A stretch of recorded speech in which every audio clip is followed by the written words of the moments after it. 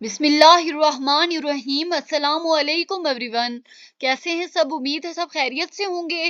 अल्लाह हम सबको अपनी हिफ्ज़ व अमान में रखे। तो माय डियर स्टूडेंट, आज हमारा 9th क्लास बायोलॉजी में चैप्टर नंबर 3 का लेक्चर नंबर 7 है, जिसमें आज हम डिस्कस करेंगे बायनोमियल नोमेनकल्चर को, सिग्निफिकेंस ऑफ बायनोमियल नोमेनकल्चर और रूल्स ऑफ बायनोमियल नोमेनकल्चर। तो मूव करते हैं आज के अपने लेक्चर की तरफ और सबसे पहले देखते हैं कि बायनोमियल नोमेनकल्चर का फाउंडर कौन था। इसको फाउंड किया था, यानी कि इसको इंट्रोड्यूस करवाया था एक स्वीडिश नेचुरलिस्ट कार्लस लिनेनियस ने। सबसे पहले देखेंगे हम कि साइंटिफिक नेम के पार्ट्स कितने हैं। देखिए, साइंटिफिक नेम तो होता है, उसमें दो पार्ट्स होते हैं। जो पहला पार्ट होता है वो जेनस का नाम होता है। पहले पार्ट में क्या लिया जाता है, किस चीज का नाम दिया जाता है? जेनस का नाम दिया जाता है। उस जेनस का नाम दिया जाता है जिससे ऑर्गेनिज्म बिलोंग करता है, जिससे ऑर्गेनिज्म ताल्लुक रखता है।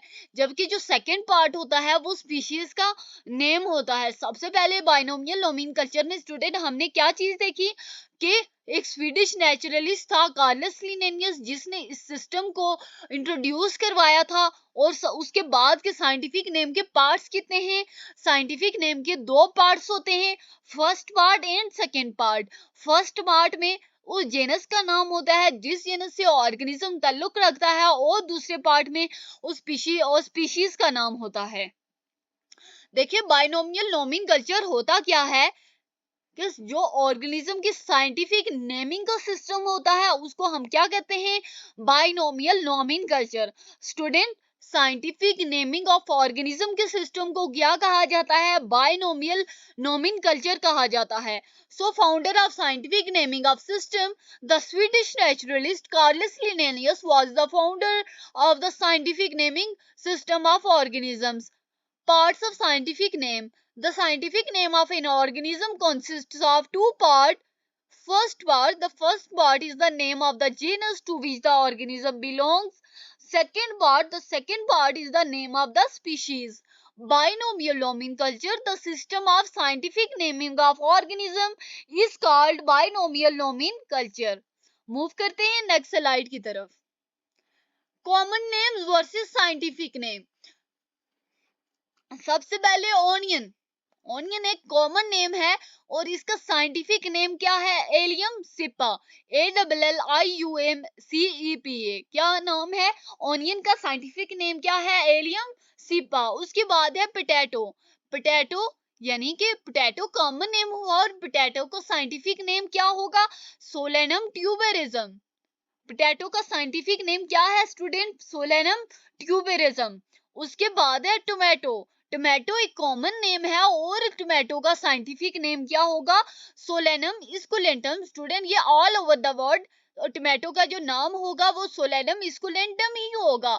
यानी कि अगर साइंटिफिक नेम की बात की जाए तो वो all over the world same रहेगा और कोई भी कंट्री इस ये नहीं कह सकती कि आपने इस फेवर किया है और इस जुबान में से एक साइंटिफिक नाम लिया गया है। बल्कि साइंटिफिक नाम एक ऐसी जुबान से लिया जाता है जो कि कोई भी दुनिया की कोई भी कंट्री नहीं बोलती। तो वो हम नेक्स्ट स्लाइड में डिस्कस करेंगे। अभी हम देख लेते हैं नेक्स्ट। एक कॉमन नेम है हनी बी, जिसका जो साइंटिफिक नेम है वो है एपिस सिराना। हनी बी का साइंटिफिक नेम क्या है स्टूडेंट? एपिस सिराना। उसके बाद है टाइगर। टाइगर का साइंटिफिक नेम है पेंथिरा टाइग्रिस। टाइगर का साइंटिफिक नेम क्या है? पेंथिरा टाइग्रिस। उसके बाद है ह्यूमन बींग। ह्यूमन बींग का साइंटिफिक नेम क्या है? होमो सेपियंस। ह्यूमन बींग का कॉमन नेम क्या है स्टूडेंट? होमो सेपियंस। मूव करते हैं नेक्स्ट स्लाइड की तरफ। सिग्निफिकेंस यानी कि इस बायनोमियल नोमेनकल्चर, इस साइंटिफिक नेमिंग ऑफ ऑर्गेनिज्म को क्यों इतनी ज्यादा इंपॉर्टेंस हासिल है? क्योंकि जो ऑर्गेनिज्म के नाम होते हैं वो कभी भी दो ऑर्गेनिज्म का एक जैसा नाम नहीं हो सकता। और जैसे मैंने आपको प्रीवियस स्लाइड में एक बात बताई है कि साइंटिफिक नेम ऐसी जबान से लिया जाता है जो कि कोई भी कंट्री नहीं बोलती, और इसी वजह से कोई भी कंट्री, कोई भी मुल्क ये नहीं कह सकता कि हमें कि इस कंट्री ने के साइंटिफिक नेम लेने में इस कंट्री को फेवर किया गया है। बल्कि साइंटिफिक नेम लैटिन लैंग्वेज से लिया जाता है, लातीनी जुबान से लिया जाता है, जो कि कोई भी कंट्री नहीं बोलती।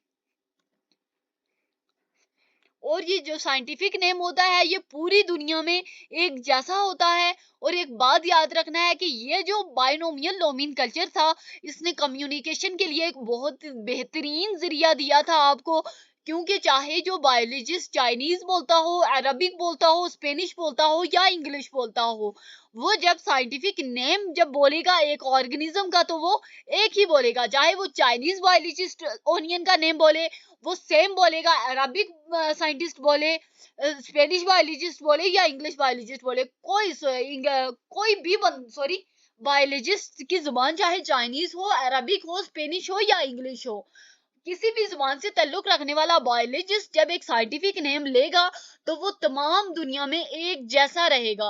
तो in binomial nomenclature, two organisms cannot have the same name. The words of scientific name are taken from Latin language, spoken by no country, so that no country is favored. The scientific name of an organism is the same anywhere in the world.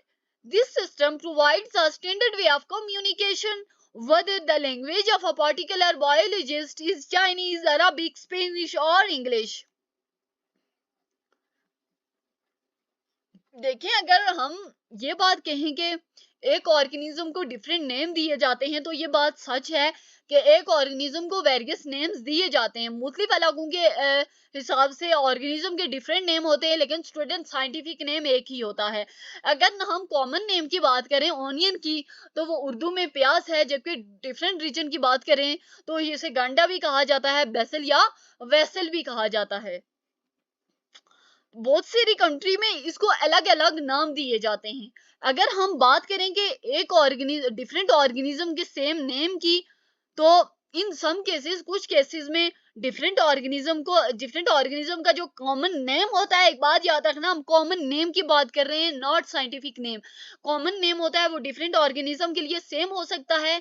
जैसे कि अगर हम dozen of plant की बात करें with bell shaped flower, यानी कि जितने प्लांट्स होंगे जिनकी शेप जो होगी, फ्लावर की शेप बेल शेप होगी, तो उनको क्या कहा जाएगा? ब्लू बेल कहा जाता है। ये कॉमन नेम की बात की जा रही है।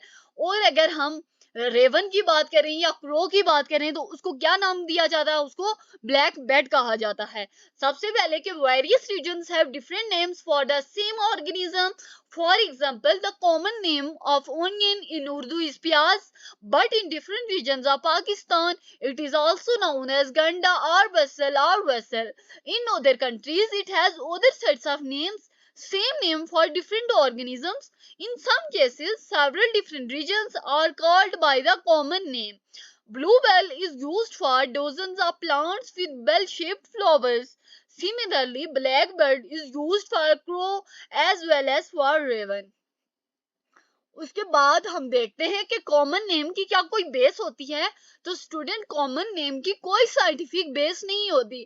अगर हम बात करें एक फिश की, तो फिश एक वर्टिब्रेट एनिमल है जिसके पास बैकबोन भी होती है, फिन्स भी होते हैं और गिल्स भी होते हैं। लेकिन जो कॉमन नेम है फिश के, वो सिल्वर फिश है, क्रे फिश है, स्टार फिश है, जो कि एक डेफिनेशन, जो फिश की ट्रू डेफिनेशन है उसको फिट नहीं करती। यानी कि अगर हम फिश का साइंटिफिक नेम की बात करें, तो ये फिश के साइंटिफिक नेम नहीं है, बल्कि ये क्या है?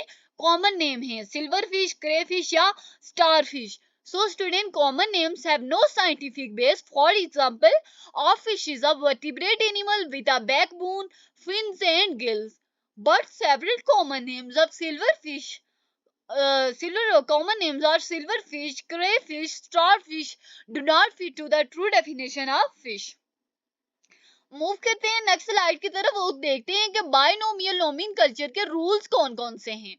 देखिए, एक बात याद रखनी है कि इसको बहुत सारे इंटरनेशनल रूल्स के मुताबिक बनाया गया था। जैसे कि कुछ रूल्स की अगर हम बात करें, तो जो साइंटिफिक नेम होगा वो हमेशा लातीनी जुबान से लिया जाएगा। स्टूडेंट, साइंटिफिक नेमिंग जितने भी ऑर्गेनिज्म की गई है, दुनिया के किसी भी इलाके में किसी भी ऑर्गेनिज्म की साइंटिफिक नेमिंग जो की गई है, उसके लिए जो वर्ड्स लिए गए हैं वो लातीनी जुबान से लिए गए हैं। उसके बाद हर साइंटिफिक नेम के दो पार्ट्स होते हैं, और जो जेनस नेम होता है वो पहले आता है और जो स्पीशीज का नेम आता है वो बाद में आता है। हर साइंटिफिक नेम होता है वो यूनिक होना चाहिए, क्योंकि एक बात याद रखनी है स्टूडेंट कि डिफरेंट ऑर्गेनिज्म, दो डिफरेंट ऑर्गेनिज्म के लिए एक नाम कभी भी यूज नहीं हो सकता। So scientific name of an organism is done in accordance with some international rules. For some important rules of binomial nomenclature are: for scientific naming, words are taken from Latin language. Every scientific name has two parts. The genus name always comes first, followed by the species name. Every scientific name should have to be unique because the same name cannot be used for naming two different organisms. कुछ और rules discuss कर लेते हैं। जैसे हम अगर पहले part की बात करें, जैसे हमने पहले स्लाइड में आपको प्रीवियस स्लाइड में आपको बताया है कि जो पहला नाम होगा वो जेनस का नेम होगा, जो दूसरा नाम होगा वो स्पीशीज का नेम होगा। अगर हम इनके लेटर की बात करें कि तो जो जेनस का नेम होगा यानी कि जो पहले पार्ट होगा वो कैपिटल लेटर से स्टार्ट होगा, और जो स्पीशीज का पार्ट होगा यानी कि जो हमारा सेकेंड पार्ट होगा नेम का, किसी भी ऑर्गेनिज्म के साइंटिफिक नेम का जो सेकेंड पार्ट होगा वो स्मॉल लेटर से शुरू होगा। उसके बाद लेकिन एक बात याद रखनी है कि अगर आपको कहीं साइंटिफिक नेम लिखा हुआ नजर आएगा, अगर वो बिल्कुल करेक्ट वे में भी लिखा है, उसका पहला जो लेटर है वो कैपिटल लेटर से स्टार्ट हुआ है, पहला जो वर्ड है कैपिटल लेटर से स्टार्ट हुआ है जेनस का, और जो स्पीशीज का नेम है वो स्मॉल लेटर से स्टार्ट हुआ है, बिल्कुल करेक्ट वे में नाम लिखा गया है। लेकिन स्टूडेंट अगर वो इटैलिक्स में नहीं लिखा गया तो इसका मतलब आप वो एमसीक्यूज चूज नहीं करेंगे, क्योंकि एक बात याद रखना है कि जब आपको कहीं पे भी साइंटिफिक नेम लिखा हुआ नजर आएगा तो वो इटैलिक में लिखा हुआ नजर आएगा। तो जब साइंटिफिक नेम लिखा जाता है तो इसके जो दोनों पार्ट होते हैं वो अलग अलग अंडरलाइन किए जाते हैं। So first part of the name genus name should begin with a capital letter. The second part of the name species name should begin with small letter. उसके बाद है at the time of printing of a scientific name it should be typed in italics. When a scientific name would be hand written, two parts of it should be separately underlined. Thanks for watching, मिलते हैं next video में।